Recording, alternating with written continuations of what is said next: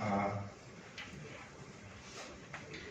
Amrita Rupanandaji Maharaj, the head of our center here at Jamshedpur, Swami Nikhileswaranandaji, and also Swami Santatmanandaji, both sitting on the dais. One is heading our center at Kanpur, at Rajkot, and the other is the head of our center at Gurugram Institute of Value Education, Vivekananda Institute of Values. Now, towards the end of his discourse, Swami Santatmanandaji has raised a very, very pertinent question, and that question may be troubling many of us, bothering many of us, and he has given a beautiful answer. What I would like to do is to expand a little what Swami Santatmanandaji spoke and wanted to make points with. His question precisely is that is it a perchance meeting between two great souls of the world? One was Vivekananda, another was Jamshedpur. Now, from a very, very strict secular point of view, rather ordinary point of view, well, I accommodate you when you say that this is a perchance meeting. But when from a higher point of view, we look at this, it can't be perchance, as Santatmanandaji, great ball of fire. Sometimes the sparks go here and there. In 1920, it was through Mr. Mukherjee that a spark of fire from Belur Math came here, and later on to become affiliated to Ramakrishna mission formally in 1927. It's a great pleasure for me that Mukherjee's brother, brothers and nephew, Shiva Prasad Mukherjee, who was the chief engineer of Border Force, was a very, very close and intimate friend of mine. So I am proud that I have some association because his uncle was the instrumental, one Mr. Mukherjee. What is the first name of? So he lit the fire first in 1920, which is why the centenary of this great institution was due for 2020, but due to the pandemic we couldn't do it. I think the authorities of the managing committee of this great institute couldn't do it very well. They are doing it now, nothing wrong in it, and we must congratulate everyone who are associated with this institution. In course of a centenary now, I personally believe that this institution has worked for 200 years, should I say. You must agree with me on this score. I personally feel the kind of expansion, the horizontal and the vertical expansion, both the kind of increase in quality, the kind of management, taking every point, every aspects into consideration. Well, I must say again, let us repeat that it has completed bicentenary in course of its journey for a centenary. I must congratulate once again everyone associated directly or indirectly with this great institute. And about this institute, everything has been told by the secretary, the head of this great center, my friend Swami Amrita Rupanandaji, and also the president of the management committee here. What I should tell is only two brief things. One is, I do not know how you like it, how do you view at it. An Adivasi girl who is the Chief Minister of Jharkhand today is an alumni of this institution. Is it not a great feat in scheme of things of Swami Vivekananda, an Adivasi girl heading the state of Jharkhand where Jamshedpur ashram is situated, and she comes from this institution, is something for which we must salute this institution. And then again, I remember, I heard it from Swami Adinathanandaji Maharaj. You know, he used to call himself the last child of Holy Mother and so on. So he told that, look, when I was establishing schools here and there was a negative force in Bihar. At that time it was Bihar, Jharkhand was not Khartoum. There was a negative force, powerful force, political force. They were against our institution.